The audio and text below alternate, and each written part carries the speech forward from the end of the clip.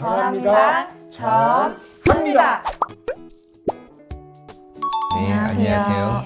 서울시립 다시서기 종합지원센터 현장지원팀장 박상병입니다. 미혼모자 생활시설 에란원에서 후원 자원봉사 담당을 하고 있는 장진영 사회복지사라고 합니다. 소망나무 정신재활시설에서 근무하고 있는 문보라 팀장이라고 합니다. 다시서기 종합지원센터는 IMF 때부터서 저희가 활동을 해왔고, 노숙인 하면 외부에서 볼 때는 다들 유형이 똑같다고 생각하세요. 그냥 노숙인. 근데 저희가 안에서 보면 유형별로 좀 구분이 돼요. 지금이라도 자기관리에 철저히 돼서 어느 정도 탈노숙을 할 수 있는 부분이 있다면, 가장 밑바닥에 계신 분은 대한민국 국민이 아니다라고 표현하실 정도예요. 그러니까 저희가 활동하고 있는 분들은 다 그런 분들을 대상으로 활동을 하고 있고요. 공공서비스에서 배제되신 분들이 공공서비스로 유입될 수 있게끔 하는 설득, 유도하는 활동들을 진행을 하고 있고요. 내부적으로 들어와서 응급대피소는 단순 잠자리, 그리고 응급구호방은 병원을 연계를 할 수밖에 없는 사람, 그리고 시설로 좀 보내야 되신 분들, 일자리 사업이라든지 단계별 분리 주거 사업이라든지 인문학 교육 사업이라든지 어쨌든 지역과의 활동을 좀 경험할 수 있는, 그 기회를 잡을 수 있는, 얻을 수 있는 그런 활동들을 진행을 하고 있어요. 에란원은 이제 10대, 20대 초중반 여성들 임부 또는 출산모들이 이제 와서 산전 산후조리를 하는 시설, 생활시설이고요. 아기를 출산하고 나가면 사실 엄마들이 갈 곳이 없거든요. 2차 시설로 가게 되는데, 이때는 아기를 양육하는 엄마들이 가는 또 두 곳의 영습일 모자의 집이라는 시설이 있고요. 부득이하게 입양가 시설을 보내게 된 엄마들도 자립이 필요하거든요. 그래서 그분들이 가는 곳은 에란 세움터라는 곳이 있어요. 1차 시설은 1년 반 정도, 2차 시설은 2년에서 3년 정도를 있을 수 있고요. 그다음에 이제 지역사회에 나가도 사실 끝이 아닌 거예요. 상담소에서 회원으로 잡아서 계속 지역사회에 계신 미혼모자분들까지 또는 부까지 이렇게 계속 연락을 하면서 지내고 계세요. 소망나무 정신재활시설은 조현병이랑 기분장애와 같은 정신질환을 경험하고 계신 분들이 이용하는 시설이고요.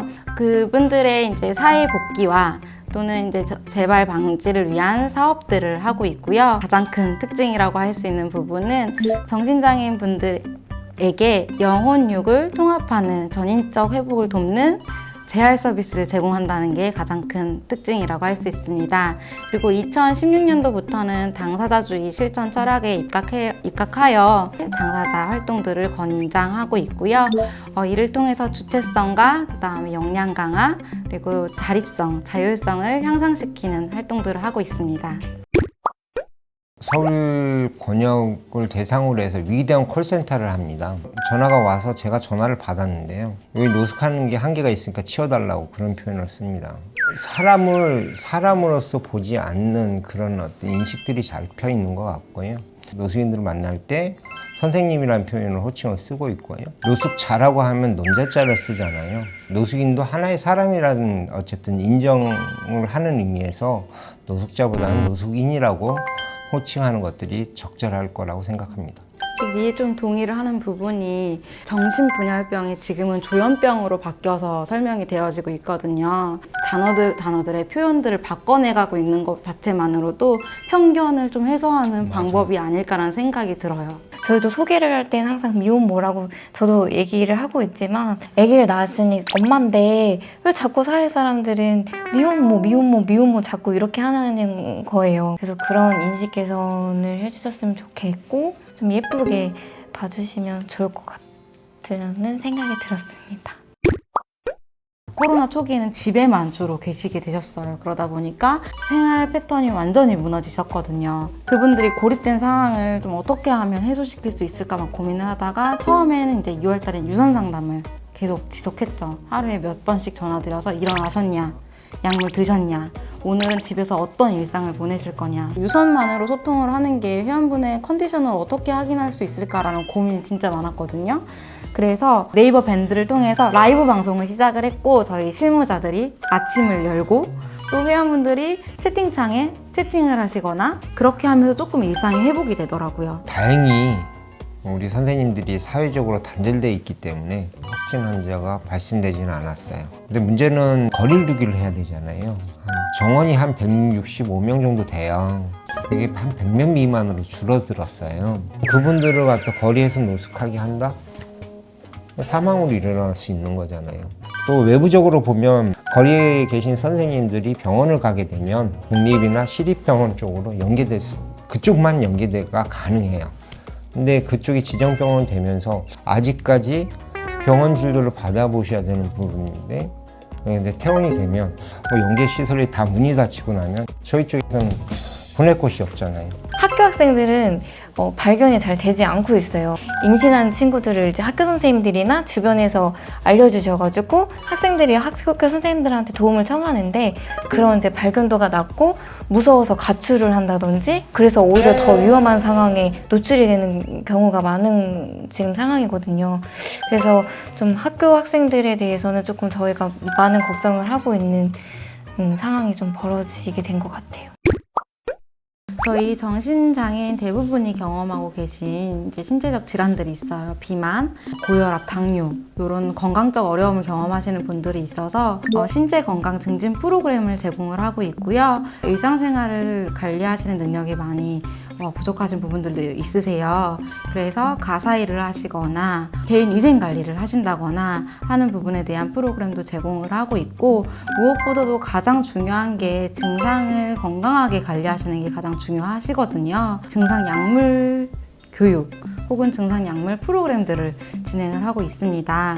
회원분들이 오랜 시간 병을 알아오시면서 미래에 대한 희망감을 많이들 잃으세요. 삶의 의미를 찾는 것과 의미를 찾지 않는 것은 제 아래 큰 동기를 부여하거든요. 그래서 그런 부분에 대한 희망감 증진을 위해 영적 건강 증진 프로그램도 제공을 하고 있고, 저희 기관이 일단은 기독교적 영성을 따르고 있어요. 성경책을 보고 그 안에 말씀을 나누면서 삶의 의미와 희망을 찾는 거예요. 종교적인 특성을 싫어하시는 분들도 계시잖아요. 그럼 그분들과는 저희가 의미 치료할 수 있는 책들을 나눠요. 회원분들이 프로그램에 대한 만족도가 굉장히 높으시고 많이들 행복해 하시더라고요. 거리 노숙인들 중에 가장 커다란 문제가 동기가 없어요.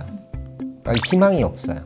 그래도 종교가 가지고 있는 가치가 별로 참 아무것도 기대할 것 없는 사람들한테 마음을 많이 와닿는 그런 어떤 부분들이 있는 것 같아요. 빨간 날이 저희한테는 없다고 생각을 하시면 되거든요. 집으로 내려가지 못하는 사정들도 많으시고, 또 가족이 더러는 없으신 분들 또는 연락이 안 되시는 분들도 많으세요. 그래서 그런 분들과 저희랑 같이 프로그램을 하면서 이제 항상 늘상 같이 하는 거죠. 또 저희는 이제 밤에 숙직하다가도 엄마들이 이제 배가 아프다, 양수 터진다 이렇게 해도 바로 뛰어가거든요. 제가 어제 양수 터진 분을 이제 새벽에 1분 단위 이제 진통이 오시는 분을 제가 막 달려서 데려다 주기도 하고, 이런 일들이 좀 비일비재해요.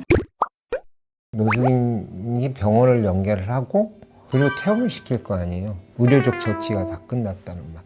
그게 가장 분노하게끔 하는 말이에요.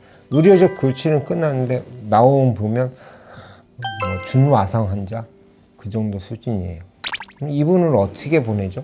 유일하게 이제 수급을 통해서 요양병원 가는 것밖에 없어요. 근데 계속 그런 식으로 진행하니까 해당 동사무소에서 한 달 동안 그 주거를 유지하고 있는 것을 확인해야지만 수급으로 진행하겠다.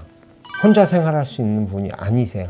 바로 병원으로 가셔야 되는 분이에요. 어쨌든 그런 과정들이 굉장히 지난한 과정이에요. 저희 시설에 지금 2번 이사를 했거든요. 일단 주민들이 굉장히 많이 싫어하세요. 왜 우리 집 주변에 정신장애 시설이 있는 거냐. 동네 주민들이 담배를 필 때는 민원이 안 들어가는데 저희 회원분들이 건물 밖에 나가서 담배를 피면 민원이 들어와요. 정서적으로 힘들었을 때 이제 아침에 일찍 내소하시는 경우가 있거든요. 시설 문 열기 전에 앞에 쪼그려 앉아 계시잖아요. 그럼 주민들이 싫어하세요. 위협감을 느끼신대요. 그냥 앉아 계셨는데. 저희 회원분들이 상처가 굉장히 많으세요. 근데 그 상처 하나하나 들 때만 정말 가슴이 너무 아파요.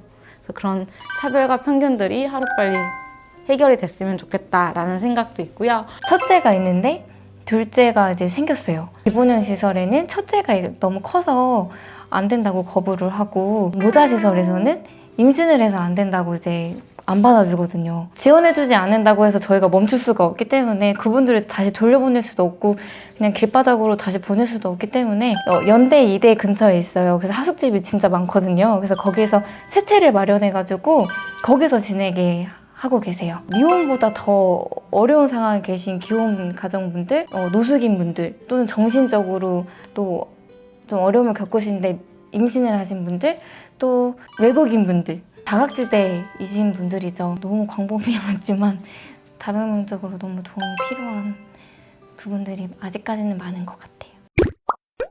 노숙인 하면 실패자라고 생각을 하시는데요. 실패자 이전에 사람이고요. 인간이고 그 인간은 실패한 것이 아니라 아직도 기회를 얻지 못했기 때문에 그렇게 진행된 겁니다. 이해하고 그리고 알아가려고 좀 한 발짝만 내밀어 주셨으면 감사하겠습니다.